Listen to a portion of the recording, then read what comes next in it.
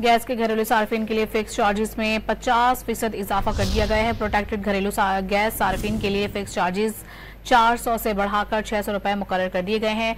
Non protected घरेलू सार्फिन के लिए फिक्स चार्जेस में 1000 रुपए तक का इजाफा हो गया। गैस के घरेलू सार्फिन के लिए फिक्स चार्जेस में 50% इजाफा कर दिया गया है। प्रोटेक्टेड घरेलू गैस सार्फिन के लिए फिक्स चार्जेस 400 से बढ़ाकर 600 रुपए मुकर्रर कर दिए गए हैं। नॉन प्रोटेक्टेड घरेलू सार्फिन के लिए फिक्स चार्जेस में 1000 रुपए तक का इजाफा हो गया।